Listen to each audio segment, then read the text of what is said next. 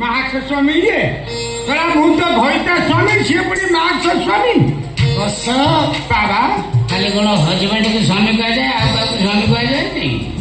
ବସ ମୁଁ ହଉଛି ତ୍ରିକାଳଦର୍ଶୀ ମୋ ଘୋଡ଼ା ବାବା ଏ ବର୍ଷକ 12 ମାସ ମୁହଁ ଘୋଡେଇକି ବୋଲୁଛି। ତାହେଲେ ଡାକ୍ତର ବୋଧେ ପାଇରିଆ ହେଇଛି ଆଉ ବସ ବାବା ମୁଁ ବର୍ତ୍ତମାନ ଅତୀତ ଭବିଷ୍ୟତ ସବୁ କିଛି କହିପାରେ। ବସ ସତ ହଁ ବସ କଣ ବାବା ତମ ନାଁ କଣ? ବସ ତାଙ୍କ ନାଁ ହଉଛି ମୁକୁନ୍ଦା ମାନ୍ଧାତା। ମୁକୁନ୍ଦା ଆଜ୍ଞା ତମେ 2ଟା ଟ୍ରକ୍ କିଣିଥିଲ ଫାଇନାନ୍ସ କମ୍ପାନୀ ତାର କିସ୍ତି ସୁଝି ନ ପାରି ତମେ ଛକାର ଅଭିନୟ କରି ରାସ୍ତା କଡ଼ରୁ ପଇସା ରୋଜଗାର କରୁଥିଲ। ଏତିକି ଦିନେ ହେଇଥିଲା ତମ ନିଜ ଟ୍ରକରେ ନିଜେ ଚଢି ହେଇଥିଲା ତମ ଡ୍ରାଇଭର ତମକୁ ବଳାତ୍କାର କରିଥିଲା।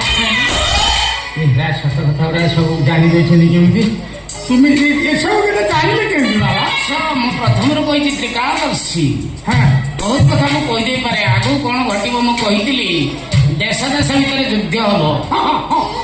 ଟ୍ରମ୍ପ ତାରିଫ ବଢେଇ ଦବ ଇଣ୍ଡିଆ ପାଇଁ। ତାରିଫ ବଢେଇ ଦେଇଛି ବର୍ତ୍ତମାନ 23% ତାରିଫ। ବର୍ତ୍ତମାନ ଇଣ୍ଡିଆ ବାଲାଙ୍କର ଅବସ୍ଥା ଥିଲା କିନ୍ତୁ ଇଣ୍ଡିଆ ରୁଷ ମିଶିକି ତାକୁ ଘାଣ୍ଟିବ ବୋଲି ସେ ଜାଣିନି। ପଶ୍ଚିମ ମୁଁ କହିଥିଲି ଭାରତ ପାକିସ୍ତାନ ଭିତରେ ଯୁଦ୍ଧ ହବ ହେଲା କି ନାହିଁ?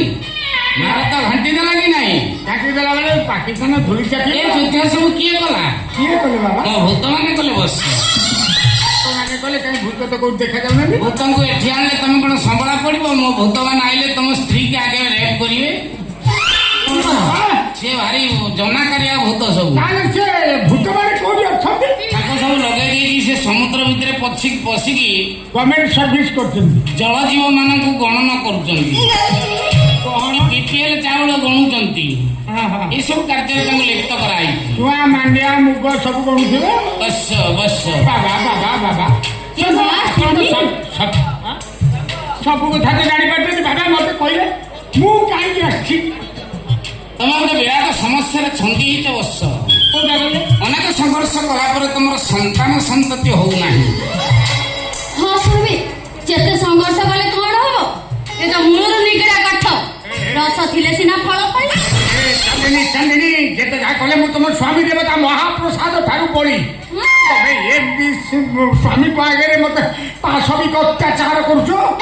ତମେ ନୁହଁ କହଣିଆଟା ନୁହଁ ମୂଳରୁ ଅଣପୁରୁଷ। ମୋର ତ କହୁଛି ମୁଁ ଏବେ ପୁଅର ବାପା।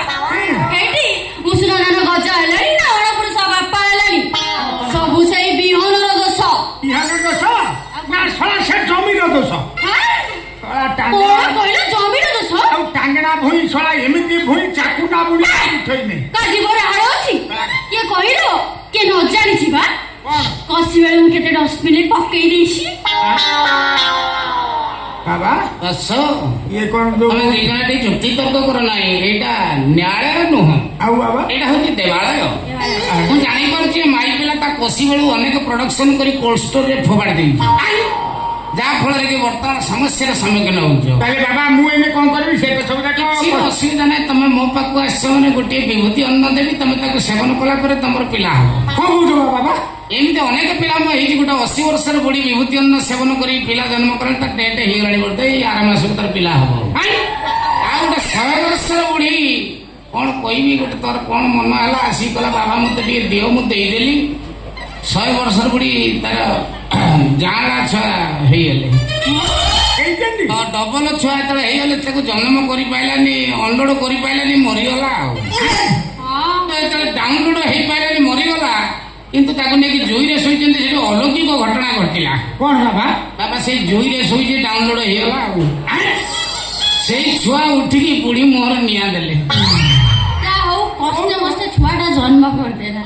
ଚିନ୍ତା କରିବାର କିଛି କାରଣ ନାହିଁ। ତମର ବି ସେଇଭଳିଆ ହବ କିଛି ଅସୁବିଧା ନାହିଁ। ବିଭୂତି ଅନ୍ନରେ ଏତେ କାଶାଦି ହଁ ତାହେଲେ ମତେ ଟିକେ ଦଉନାହାନ୍ତି ବାବା ଆସ। ଟିକେ ଅନ୍ନ ସେବନ କରିବେ।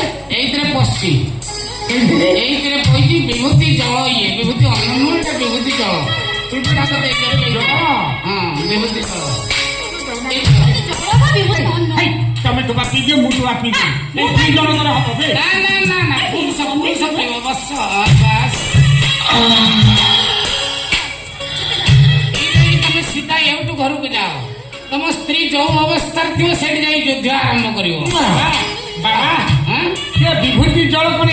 ଲାଗୁଛି କ'ଣ ହେଇଛି ବସ ଯେମିତି ମୂତ ପିଇଲା ଭଳିଆ ଲାଗୁଛି ତାରା ମତେ ଆପଣ ମୂତ ଦେଲେନି ତ ତମର ଖାଲି ସବୁ କଥାରେ ସନ୍ଦେହ ଭକ୍ତି ବୋଲି ତମର କିଛି ନାହିଁ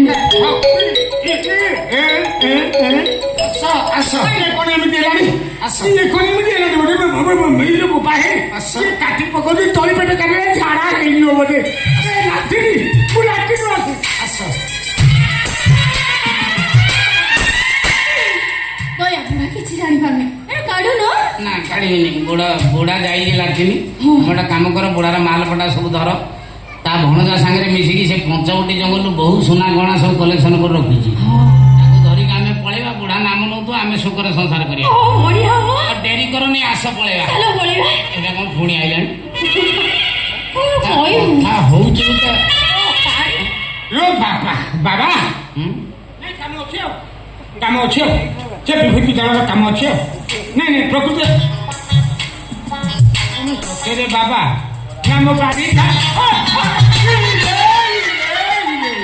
ଶଳା ଗଲା ଚିତା କାଟି ଚାଲିଗଲା ଇଏ ଶଳା ବିଭୂତି ବାବା ହେଇକି ଆଇଥିଲା ଇଏ ଶଳା ମୋରି ଡ୍ରାଇଭର ଦଇଆ ଇଏ ଶଳା ମତେ ମୁତ ପେଇ ଦେଇକି ଚାଲିଗଲା ଇଏ ଶଳା ତା ମାଇକିନିଆ ନୁହଁ ଏ ଶଳା ମୋରି ମାଇକିନିଆ ଚାନ୍ଦିନି କାହିଁକି ନା ଇଏ ଶଳା ଘୋଇ ତା ଛୁଆଟି ହେଇନଥିବ ଏ ଶଳା ମାଇକ ଛଡା ତାର ଶଳା ସ୍ତ୍ରୀ ନାହିଁ ଏ ଶଳା ମୋର ସ୍ତ୍ରୀ କି ସ୍ତ୍ରୀ କହିଦେଇକି ଚାଲଉଥିଲା କି ନାଇଁ ଏଇଟା ସତରେ ତୁ କିଏ କହନି